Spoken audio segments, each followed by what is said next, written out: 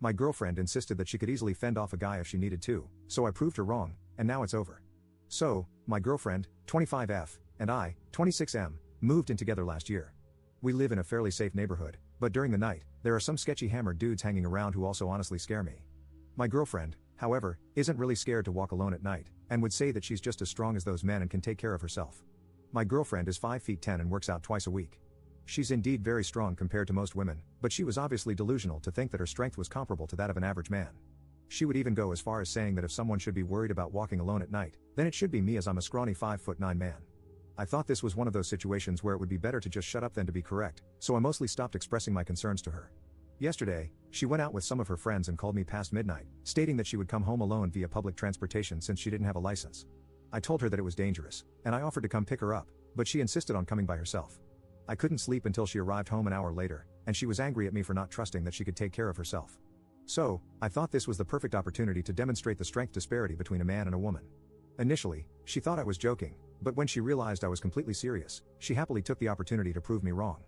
I instructed her to try to ground me as hard as she could, which she did, and then I quickly broke free from her grip and grounded her for several minutes until she surrendered. She cried a lot during this entire ordeal, and I could see fear in her eyes, even though she knew very well that I would never hurt her.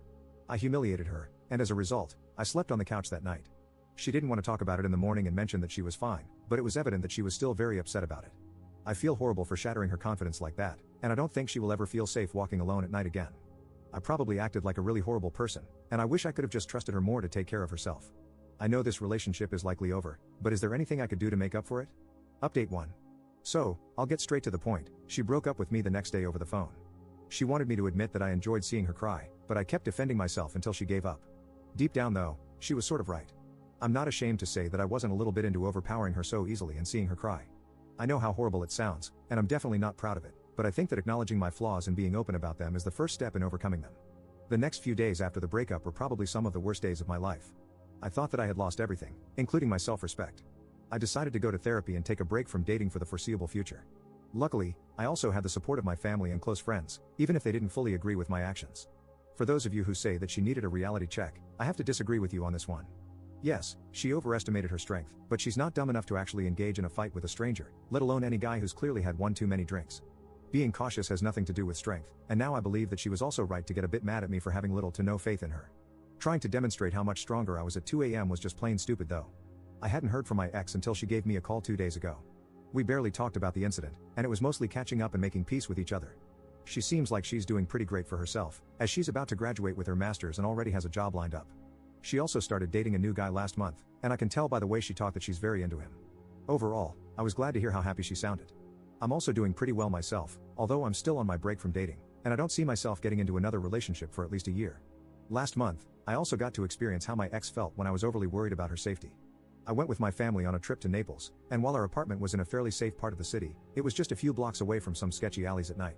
So, when I was craving a good pizza one night, my mom got very vocal about not wanting me to go to that place because of how sketchy some of the alleys on the way there looked. I tried to convince her that she had nothing to worry about, but to no avail. It then dawned on me that this is probably how my ex felt when I expressed my concerns to her. Eventually, I decided to go to that place the next day during daytime instead. It was definitely worth it though. I'm genuinely happy with how things went for both of us, although I still miss her sometimes, and hearing her voice again just made me miss her even more, but I know that it's probably better for us to move on with our lives separately. I also plan to continue with my therapy sessions, even though I feel completely fine by now.